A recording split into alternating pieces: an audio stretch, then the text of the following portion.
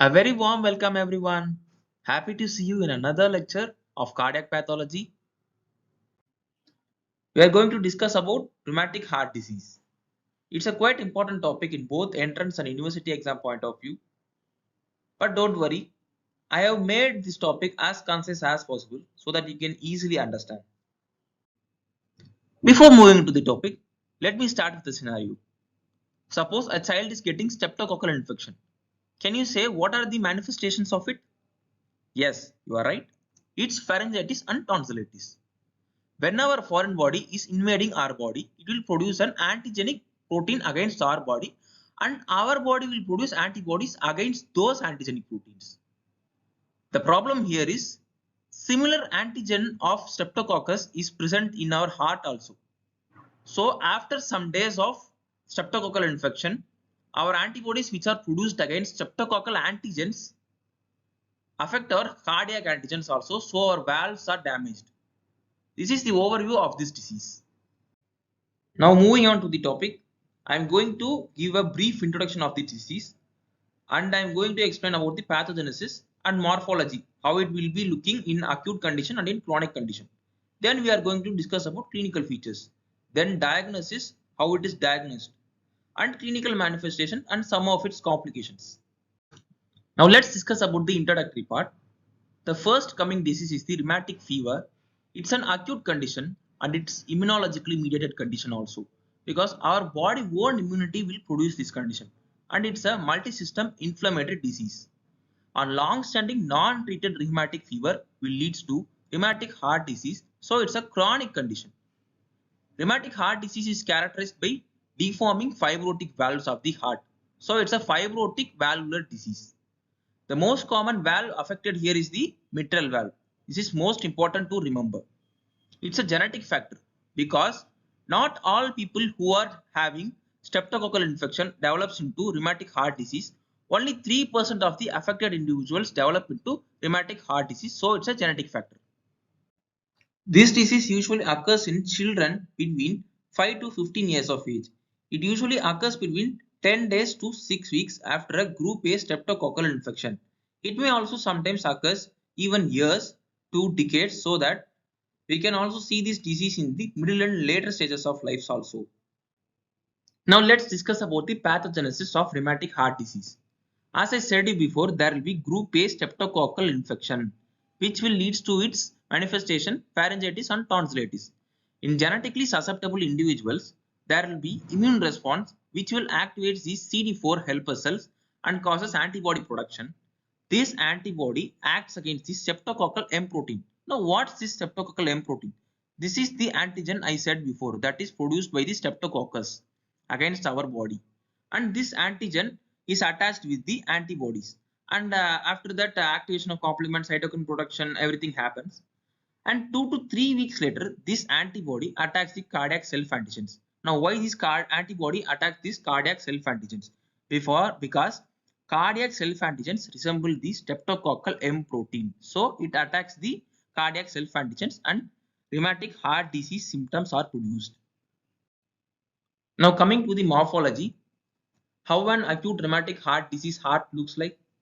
There will be lesions like as of bodies. These are immunological cells consisting of T lymphocyte, plasma cells and macrophages. Now how these are produced? As I said before, due to the activation of complement, these cells are produced. The macrophages here will be caterpillar like, because the chromatin in them will be central and slender and wavy ribbon like, and there will be abundant cytoplasm also, and there will be nucleus will be central round to ovoid shape. The as of bodies here are found in any of the 3 layers of heart, causing pancarditis. Now what are the components of pancarditis? They are pericarditis, myocarditis and endocarditis. Now this histopathological image shows the image of an as of body. These are as of bodies as the arrow mark indicates. Now there will be inflammation of endocardium and the left-sided valves, which will lead to fibroid necrosis of the valve. That is, it will cause this fibroid necrosis will cause damage to the valve. There occurs vegetations which are known as verrucae. These verrucae are nothing but abnormal growth over the necrotic foci, that is over the fibroid necrosis occurred valves. Now there will be McCallum plaques also, which is a subendocardial lesion there will be irregular thickening in the left atrium because there will be regurgitation of blood. Now, while the blood is regurgitating, because of damage of valve, there will be improper closing and opening of valve, which will lead to regurgitation of blood and resulting in the irregular thickening in the left atrium. We have completed the morphology of acute rheumatic heart disease. Let's focus on the chronic rheumatic heart disease morphology. In chronic rheumatic heart disease, valves are most commonly affected, and the most commonly affected valve is what? The mitral valve. About 2/3 of the cases, mitral valve is affected, and the most infrequent valve which is affected here is the tricuspid valve. Aortic valve is also affected, but not that much. Only 25% of the cases aortic valve is affected. Now, let's focus on the most commonly affected valve, the mitral valve. In mitral valve, what are the changes we can observe? There will be leaflet thickening, that is, the valve leaflets will be thickened, and there will be commissural fusion and shortening, which means if there is a valve like this, the commissures here will be getting fused. It will keep on fusing on the whole length and it will get shortened. The valve is shortened and there will be less space available for the blood to go. And there is thickening and fusioning of the tendinous cords. Then what are these tendinous cords? These tendinous cords connect the papillary muscles of the heart with the valves. These tendinous cords get thickened and fusioned. The mitral valve changes that we see before, that is the leaflet thickening, commissural fusion and shortening, and thickening and fusioning of the tendinous cords. These are cardinal signs of mitral valve changes. That is, if these signs are present, then there is definitely changes in the mitral valve is present. The fusion of the commissures will lead to formation of a condition known as the mitral stenosis. In mitral stenosis, there will be narrowing of the opening of the mitral valves, which leads to less passage of blood takes place. And there will be calcification and fibrosis of valves seen. It will be looking moreover like a fish mouth, which will lead to a condition known as the fish mouth stenosis. Due to stenosis, there will be dilation of left atrium. Due to dilation, what happens? There will be less force generation for the pumping of blood, so there will be stagnation of blood. Due to stagnation, there will be formation of mural thrombus, which will lead to embolism. Now, due to prolonged mitral stenosis, there will be long-standing mitral stenosis, which will lead to vascular and parenchymal changes in the lung. Now, why these vascular and parenchymal changes are seen in the lung? Because what are the structures connected by the mitral valve? These are left atrium and the left ventricle. Left atrium is filled by what structure? The pulmonary vein. The pulmonary vein receives blood through the lungs. So, lungs are affected and right ventricular hypertrophy will be seen because from right ventricle, blood is passed to the lung through pulmonary artery. From lung, pulmonary vein. So, due to long-standing mitral stenosis, right ventricle is also affected, which leads to right ventricular hypertrophy. Only right ventricle is affected, not left ventricle is that much affected. And microscopically, you can see acute inflammatory signs. You can also see post-inflammatory neovascularization, that is formation of new vessels. And transmural fibrosis is also present, that is fibrosis on all three layers. And you can see as of bodies, but you can only rarely see in the surgical specimens and autopsy tissue from a patient with chronic RHD, that is rheumatic heart disease. Let's see about the clinical features of rheumatic heart disease. The symptoms include pancarditis, that is myocarditis, pericarditis, endocarditis. All the three layers of the heart are inflamed. Now there will be syndrome, that is a neurological disorder. This is actually a neurological disorder with involuntary rapid movements of muscles. And there will be migratory polyarthritis. I will explain about this later. And erythema marginatum, where you can see circular lesions in the skin. These are circinate skin rashes. These are nothing but rashes. And subcutaneous nodules. These subcutaneous nodules are seen in the extensor surface of the extremities. The symptom occurs between 10 days to 6 weeks, and age group most commonly affected is the 5 to 15 years of age. Now, for remembering these symptoms, you can remember the mnemonics P CARS. That is P CARS. P represents pancarditis, C represents syndrome, A represents arthritis, that is migratory polyarthritis, R represents skin rashes. These skin rashes are nothing but erythema marginatum, and S for subcutaneous nodules. Now, migratory polyarthritis.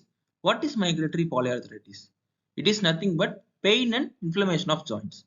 It is seen in long bones only, and it is most commonly affecting the large joints of the long bones. The joints are affected one by one. That is, if you are having pain in the knee joint, it will shift to hip joint. but the pain will not present simultaneously in the knee joint and the hip joint. It will shift. So it is migratory polyarthritis. You cannot see any disability in the affected joint. Now coming to the diagnosis. How will you diagnose this disease? It is based on revised Jones criteria. There should be preceding group A streptococcal infection for the diagnosis of this disease. And there should be presence of two major manifestations, that is PCARs, or one major manifestation and two minor manifestations should be present. The minor manifestations include fever, arthralgia, elevated blood levels of the acute phase reactants like the C protein, etc. The cultures for streptococci are negative usually, but the antibody against the streptococcal enzymes like the streptolysin O and DNase B are detected. Now seeing about the clinical manifestations, there will be arthritis with fever and there will be also carditis which can be found out through auscultation. On auscultation you can see here pericardial friction rubs, tachycardia and also arrhythmias. And recurrence is possible when there is subsequent streptococcal infection which will lead to pharyngitis, and there will be reactivation of the same reformed antibodies and the manifestations here will be same, and the damage to valve is cumulative, that is there will be additional damage with the existing damage of valves. Due to rheumatic heart disease there are many complications. Some of them are cardiac murmurs, cardiac dilation and hypertrophy, and there will be heart failure. Heart failure is contributed due to right ventricular hypertrophy and thromboembolism due to mitral stenosis as we discussed before, and there will be also infective endocarditis. We have came to the end of the topic rheumatic heart disease. I have made this video as simple and concise as possible. If you like this video, subscribe to our channel Medical Dafossa and click the bell icon so that you will be staying updated. Thank you.